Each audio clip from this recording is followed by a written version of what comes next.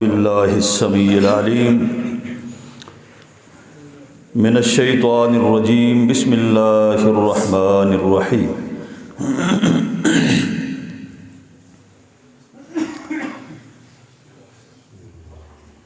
یہ جی سورۃ الانفال یہ مدنی سورت ہے۔ اس کے اندر 10 رکوع ہیں اور 75 آیات مبارکہ ہیں سورۃ الانفال کی۔ انفال یہ نفل کی جمع ہے۔ اس کا معنی چھوڑا ہوا مال ہے۔ چھوڑا ہوا مال میدان جنگ کے اندر جو کافر چھوڑ کر بھاگ جاتے ہیں، مال غنیمت، گویا اس کا معنی ہوا مال غنیمت۔ تو یہ صورت نازل ہوئی اس وقت جب بدر کے میدان کے اندر جنگ لڑی گئی تھی۔ اسلام کی پہلی جنگ، جنگ بدر، جسے قرآن نے یوم الفرقان قرار دیا ہے کہ وہ فیصلے کا دن، پہلی جنگ جس کے اندر کافروں کے بڑے بڑے 70 سورمے ہلاک کر دیے گئے، قتل کر دیے گئے، جن کا سرغنہ ابو جہل تھا۔ تو وہ مہینہ تھا رمضان المبارک کا ہے، جو پہلی جنگ لڑی گئی ہے رمضان کے اندر لڑی گئی ہے۔ رمضان کی 2 تاریخ تھی، دوسرا روزہ تھا۔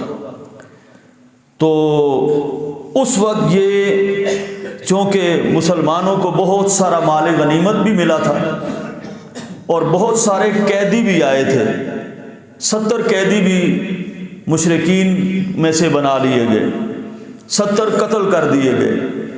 تو یہ سارے معاملات اس وقت سامنے آئے تھے۔ تو اس وقت یہ سورۃ الانفال اتاری گئی، گویا کہ یہ آپ صلی اللہ علیہ وسلم کے ہجرت کرنے کے 2 سال بعد یہ معرکہ پیش آیا اور اس وقت یہ صورت اتاری گئی تھی۔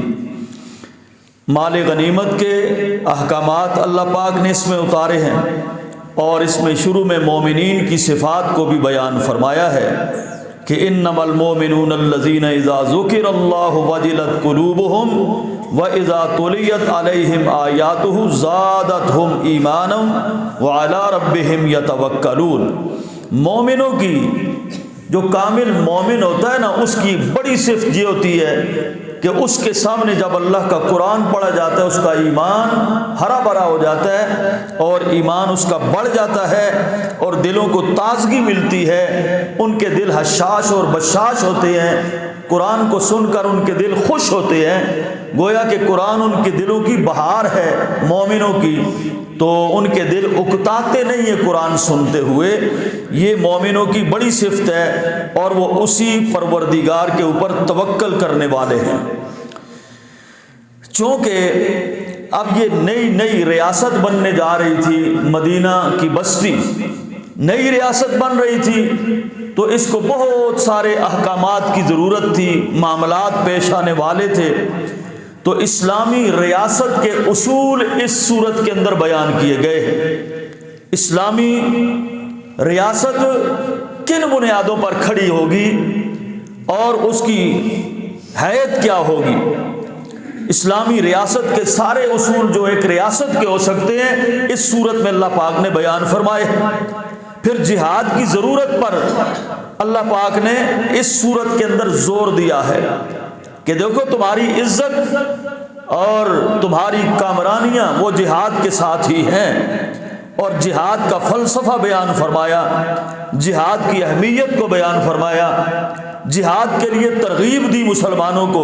حرض المؤمنین علی القتال، اے نبی آپ بھی ان مومنوں کو جہاد کے لیے ابھاریں اور تیار کریں اور ان کو جہاد پر کھڑا کریں۔ اور پھر اس جنگ کے بھی قوانین اس صورت کے اندر بیان فرمائے ہیں کہ کن بنیادوں پر آپ نے جنگ کرنی ہے. ایسے ہی نہیں کہ خون خرابہ شروع کر دینا ہے، نہیں، کن بنیادوں پر آپ نے جنگ لڑنی ہے وہ بنیادیں، وہ اصول بیان فرمائے. اور پھر کن بنیادوں پر آپ نے لوگوں سے، کافروں سے صلح کرنی ہے وہ بھی اصول یہاں پر بیان فرمائے. گویا کہ پوری ایک اسٹریٹجی دی ہے اسلام نے ایک ریاست کو مدینہ طیبہ کی صورت میں جو بن رہی تھی. اور پھر جو لشکر نکلنے والے ہیں اور ان لشکروں کے جو امیر ہیں، جرنیل ہیں، سپہ سالار ہیں، ان کی اطاعت کرنے کی لازمی قرار دیا گیا فوجوں کو، مجاہدین کو.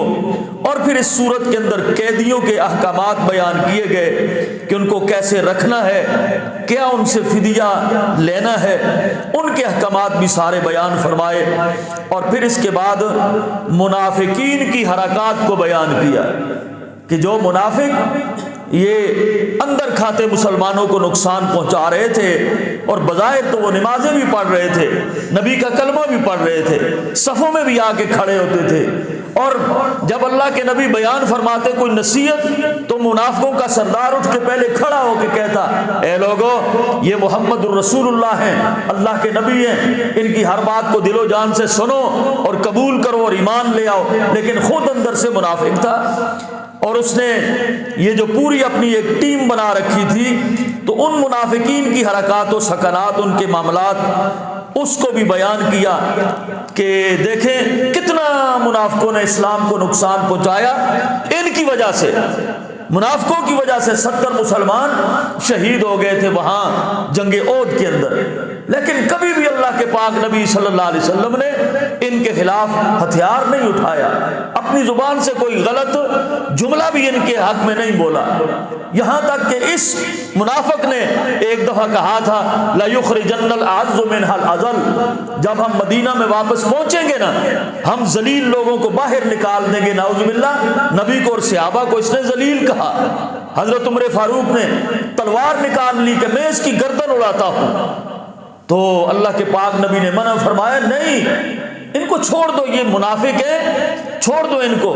لوگ کہیں گے یہ محمد اب اپنے کلمہ پڑھنے والوں کو قتل کر رہا ہے. نہیں کرنے دیا. اس کا اپنا بیٹا آیا رسول اللہ کے پاس، آ کے کہنے لگا یا رسول اللہ صلی اللہ علیہ وسلم، میرے باپ نے ایسی بات کی ہے جو بہت ہی بری بات ہے، گستاخانہ الفاظ اس نے کہے. اگر آپ مجھے حکم کریں، اگر آپ کے دل میں قتل کا ارادہ ہے تو کسی اور کو نہ کہنا، میں بیٹا موجود ہوں، مجھے کہنا، میں اپنے باپ کی گردن اتار کے آپ کے قدموں میں لا کے رکھ دوں گا. تو اللہ کے پاک نبی نے منع فرمایا کہ نہیں، کہ لوگ کیا کہیں گے، اپنے کلمہ پڑھنے والوں کو یہ اس طرح کرتے ہیں، ہم ان سے کوئی باز پرس نہیں کریں گے. گویا کہ وہ سارے معاملات بھی اس صورت کے اندر بیان ہیں. پھر اس صورت کے اندر اللہ پاک کی مدد کے واقعات کو بیان کیا گیا، جو میدان بدر کے اندر اللہ پاک نے اپنے نبی کی مدد فرمائی ہیں. جی ادھر مسلمان ہیں، ادھر کافر ہیں، ادھر ریت ہے، ادھر پکی زمین ہے، اور یہاں ریت کے اوپر قدم پھسلتے ہیں، وہ پکی زمین پہ ان کے قدم مضبوط تھے. تو اللہ پاک نے رات کو بارش نازل فرما. جب بارش ہوئی تو یہ ریت جم گئی، یہ ریت جم گئی، مضبوط ہو گئی، اور جو پکی زمین تھی وہ کچڑ بن گیا. تو کافروں کے قدم پھسلنے لگے، گرنے لگے مسلمانوں کے قدموں میں، اور مسلمان ان کو مار رہے تھے.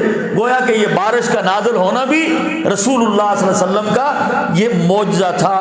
اور بھی واقعات اور معجزات وہاں پر دکھائے گئے کہ فرشتوں کا نازل ہونا ہے. جی آج بھی وہ پہاڑ موجود ہے جس پہاڑ کے اوپر اللہ پاک نے فرشتوں کو نازل فرمایا تھا. جبریل اپنے گھوڑے کے ساتھ اس پہاڑ کے اوپر نازل ہوئے. اللہ نے توفیق دی ہم وہ دیدار کر کے اس پہاڑی کے، آپ سب کو بھی اللہ لے جائے میدان بدر کے اندر. اور معجزات بھی نازل وہاں پر نبی کے ہاتھ پر ظاہر ہوئے. تو میرے بھائیو اس کے اندر پھر خارجہ پالیسی کے احکامات بھی بیان کیے گئے ہیں اس صورت کے اندر، کہ آپ نے بیرونی جتنے قبائل ہیں یا بیرونی جتنی طاقتیں ہیں، یہ بادشاہ ہیں، کیسر اور کسرا ہیں، یہ خارجہ پالیسی آپ نے کیسی بنانی ہے، یہ بھی اس صورت کے اندر بیان کی گئی. عسکری پالیسی اس کا بھی یہاں پر بیان کیا گیا کہ اپنی فوج کو کس نہج پر آپ نے جمع کرنا اور تربیت کرنی ہے فوج کی، اور پھر پوری تیاری رکھنے کا حکم دیا اس صورت میں، وَأَعِدُّوا لَهُم مَّا اسْتَطَعْتُم مِّن قُوَّةٍ وَمِن رِّبَاطِ الْخَيْلِ تُرْهِبُونَ بِهِ عَدُوَّ اللَّهِ وَعَدُوَّكُمْ۔ اے محمد صلی اللہ علیہ وسلم، آپ کی عسکری پالیسی یہ ہے کہ آپ اپنی فوج کو تیار رہنے کا حکم دیں، اپنی فوج کو مضبوط رکھیں، گھوڑے سواریاں ہر وقت تیار رکھیں۔ کیوں کہ ابھی اسلام کی سربلندی کا دور شروع ہونے جا رہا ہے۔ اپنی عسکری قوت کو آپ دشمنوں کے لیے ہر وقت تیار رکھیں اور مضبوط رکھیں، اور پھر صرف اپنی عسکری طاقت کو بڑھانا ہی نہیں، صرف میزائل بنانے یا پھر ٹیکنالوجی کا حاصل کر لینا، ایٹم بم بنا لینے، بڑی طاقتور فوج بنا لینی، یہ کافی نہیں ہے۔ اللہ پاک نے اس صورت کے اندر پھر ان کی روحانی تربیت کا بھی حکم دیا ہے کہ اے میرے پیغمبر صلی اللہ علیہ وسلم، آپ جہاں ان کو عسکری طور پر مضبوط کریں گے اسلحہ اور سواریوں کے لحاظ سے، تو وہاں آپ ان کی روحانی تربیت بھی کریں گے۔ روحانی تربیت، ان کی نمازیں ضائع نہیں ہونی چاہیے، یہ نمازوں کے پابند ہونے چاہیے، یہ روزوں کے پابند ہونے چاہیے، ان کی زبان پر ہر وقت اللہ کا ذکر ہونا چاہیے، اور ان کے دلوں کے اندر تقویٰ ہونا چاہیے۔ اس طرح کی روحانی تربیت ان کی جائے گی۔ صرف فوج ہی نہیں، صرف فوجی طاقت ہی نہیں، بلکہ یہ ساتھ اللہ کے ولی بھی ہونے چاہیے۔ یہی وجہ ہے، اسی تربیت کا نتیجہ تھا کہ بعد میں ایسے ایسے واقعات آئے میرے بھائیوں کہ ادھر لشکر نکل رہا ہے مسلمانوں کا، اور راستے کے اندر لوگوں نے کیا کیا، یہود و نصارہ نے یا ان کافروں نے برہنہ لڑکیاں لائنیں لگا کر کھڑی کر دی۔ ادھر بھی لائن ہے بالکل برہنہ لڑکیوں کی، ادھر بھی لائن ہے جدھر سے اسلامی فوج نے گزرنا تھا۔ ساری ننگ دڑنگ عورتوں کو لا کے، حسین و جمیل لڑکیوں کو لا کے کھڑا کر دیا گیا، اور یہ اللہ کے ولی تھے۔ روحانی تربیت محمد الرسول اللہ نے ان کی فرمائی تھی، اور جب اس کمانڈر نے دیکھا جو مسلمانوں کا سپہ سالار ہے کہ یہ تو نیا ایک آزمائش ہمارے سامنے آ گئی ہے کہ یہ ہمارے نوجوان ہیں، مجاہدین ہیں، انسان ہیں یہ بھی، اور یہ سامنے یہ کیا چیز، یہ کیا حرکت انہوں نے کی ہے، کہیں ہمارے قدم ڈگمگا نہ جائیں، پھسل نہ جائیں، کہ جنگ چھوڑ کر ان کا پروگرام یہ ہے کہ یہ لڑکیوں کے ساتھ مشغول ہو جائیں اور ہم ان پر پھر ٹوٹ پڑیں۔ لیکن جب سپہ سالار نے دیکھا یہ فتنہ سامنے ہے تو اس نے اعلان کر دیا، کل المومنین یغضوا من ابصارہم ویحفظوا فروجہم۔ سورہ نور کی آیت تلاوت فرمائی کہ اے مومنو، اللہ تمہیں حکم دیتا ہے اپنی نگاہوں کو نیچے کر لو اور اپنی شرمگاہوں کی حفاظت کرنا۔ اللہ ذوالجلال کی قسم ہے میرے بھائیوں، وہ لشکر ان لڑکیوں کی، برہنہ لڑکیوں کی بیچ میں سے ایسے گزر گیا کہ گویا کہ کسی نے آنکھ اٹھا کر دیکھا تک نہیں کہ ہمارے دائیں کیا ہے یا بائیں کیا ہے۔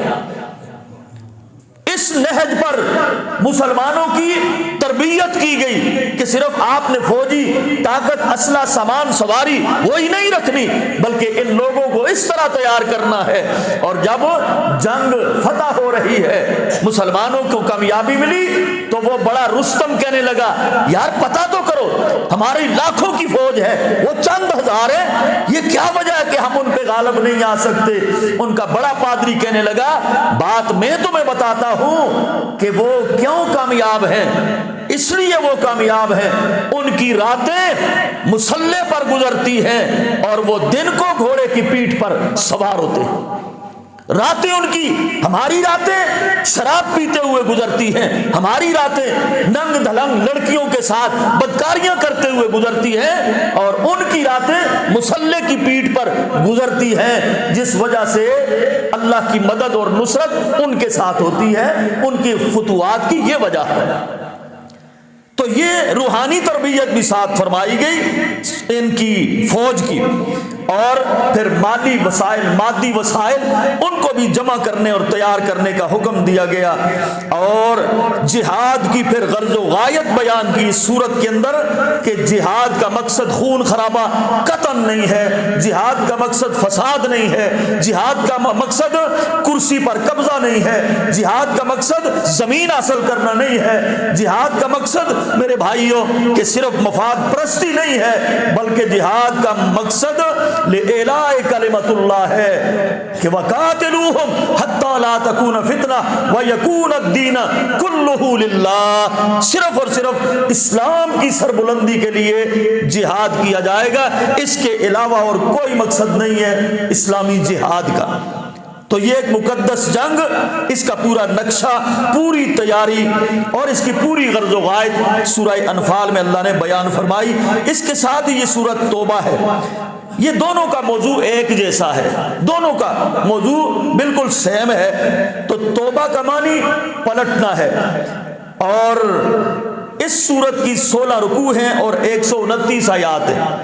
یہ سورت آخر میں اتری ہے، انفال پہلے اتری شروع میں، ہجرت کے بعد شروع کے دنوں میں بدر میں، تو یہ جو سورت توبہ ہے یہ آخر میں اتری ہے جبکہ غزوہ تبوک ہونے جا رہا تھا، جو آخری جنگ رسول اللہ صلی اللہ علیہ وسلم نے اس کے اندر بنفس نفیس شرکت فرمائی۔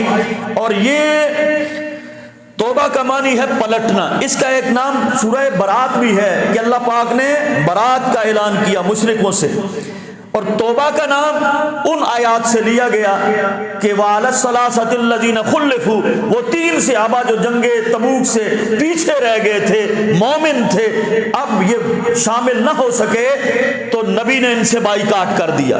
اللہ کے نبی ناراض ہو گئے کہ تم نے یہ کیوں کیا، پیچھے کیوں رہ گئے، اور لوگ بھی تھے پیچھے لیکن وہ منافق تھے باقی، لیکن یہ 3 مومن تھے، یہ کیوں پیچھے رہ گئے؟ حضور نے بائیکاٹ کر دیا تھا، صحابہ نے بائیکاٹ کر دیا تھا، 40 دن بائیکاٹ جاری رہا، بیویاں بھی جدا ہو گئی، وہ بھی ناراض ہو گئی۔ 40 دنوں کے بعد اللہ پاک نے ان 3 صحابہ کی توبہ کی قبولیت کا اعلان فرمایا، وہ اس سورت کے اندر واقعہ سارا موجود ہے، وہاں سے اس کا نام توبہ رکھا گیا۔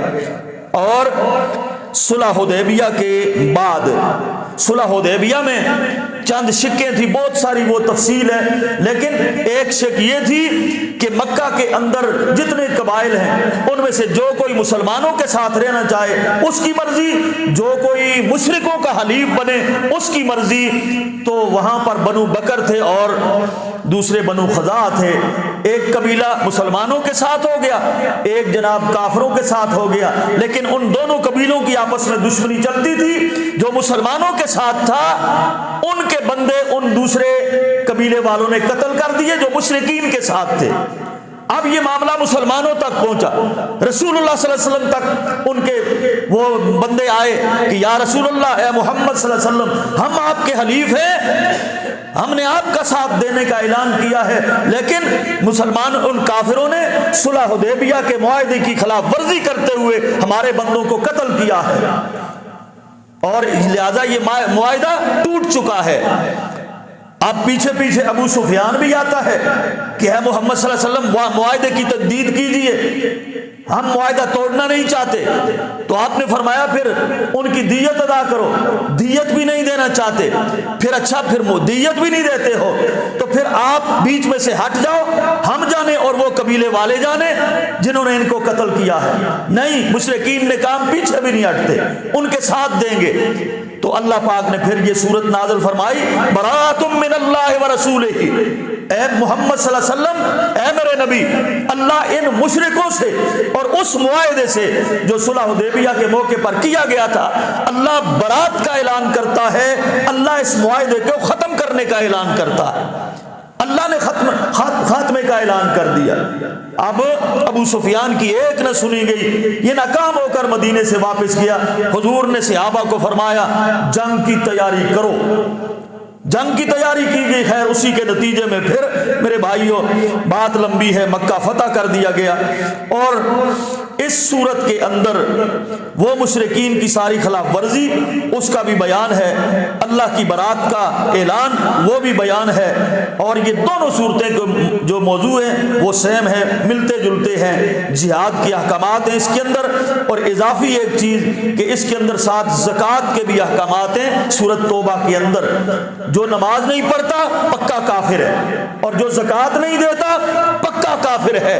ابو بکر صدیق رضی اللہ تعالیٰ عنہ انہوں نے اعلان کیا نبی کی وفات کے بعد جب وہ خلیفہ بنے، کچھ لوگوں نے زکوٰۃ دینے سے انکار کر دیا، انہوں نے کہا ہم نماز بھی پڑھیں گے، قرآن بھی پڑھیں گے، روزہ بھی رکھیں گے، حج بھی کریں گے، عمرہ بھی کریں گے، اللہ رسول پہ ایمان بھی لائیں گے، لیکن زکوٰۃ نہیں دیں گے۔ جب انہوں نے یہ بات کی، ابو بکر صدیق نے تلوار نکال لی، عمر فاروق کہنے لگے رضی اللہ عنہ، ابو بکر یہ کیا کرنے لگے ہیں؟ یہ مسلمان ہیں، کلمہ پڑھتے ہیں، ایمان والے ہیں، صرف زکوٰۃ۔ ابو بکر نے کہا مجھے اس ذات کی قسم ہے جس کے قبضہ قدرت کے اندر ابو بکر کی جان ہے، اگر یہ لوگ وہ رسی بھی نہیں دیں گے جو محمد رسول اللہ کے دور میں اونٹ کے گلے میں پڑی ہوئی رسی جو دیتا تھا، اگر وہ رسی بھی روکے گا ابو بکر اس کے خلاف تلوار اٹھائے گا اور وہ رسی وصول کر کے چھوڑے گا، میں ان کو رسی بھی رکھنے کی اجازت نہیں دوں گا۔ ابو بکر نے رضی اللہ تعالیٰ عنہ نے تلوار اٹھائی اور میرے بھائیو زکوٰۃ کی وصولی کی، اور یہ اس صورت کے اندر جو آیات نازل فرمائی وہ آیات پڑھ کے بتایا کہ دیکھو جو زکوٰۃ نہیں دے گا وہ بھی پکا کافر ہے، اور جو نماز نہیں پڑھتا وہ بھی پکا کافر ہے۔ تو میرے بھائیو زکوٰۃ کے احکامات بھی یہاں بیان کیے گئے، اور پھر ایک اور جو کام کیا سورۃ توبہ کے اندر کہ فتح مکہ ہوا، تو اس کے بعد ساتھ ہی اللہ پاک نے مشرکین کو کعبہ کی ولایت سے محروم کر دیا، اب یہ متولی نہیں رہ سکتے، اب ان سے چابی لے لی گئی اور مسلمانوں کے حوالے کر دی گئی کہ آج کے بعد قیامت تک کوئی مشرک کعبۃ اللہ کا متولی منتظم نہیں ہو سکتا۔ اب یہ متقی لوگوں کا ورثہ ہے، ان سے یہ حکومت کعبۃ اللہ کی وہ لے لی گئی، عہدہ لے لیا گیا، مسلمانوں کے حوالے کر دیا گیا، اس صورت کے اندر وہ بھی بیان ہے۔ اور پھر یہاں مسجد زرار کا بیان ہے توبہ میں۔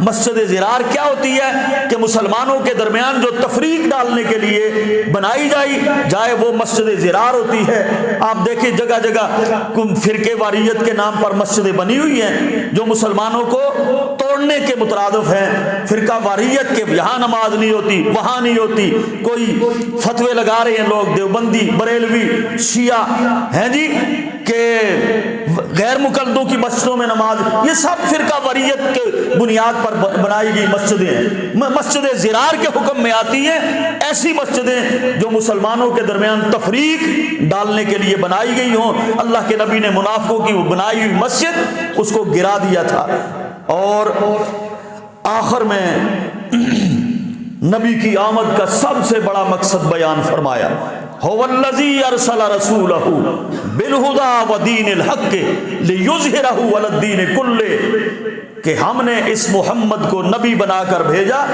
صرف اس لیے کہ سارے جتنے بھی ادیان باطلہ ہیں، جھوٹے مذاہب لوگوں نے بنا رکھے ہیں، تاکہ میرے اس دین اور اسلام کو، قرآن کو ان سارے دینوں پہ غالب کر دے۔ ہم نے محمد کو اس لیے بھیجا۔ اللہ پاک مجھے اور آپ سب کو سمجھنے کی، عمل کی توفیق نصیب فرمائے۔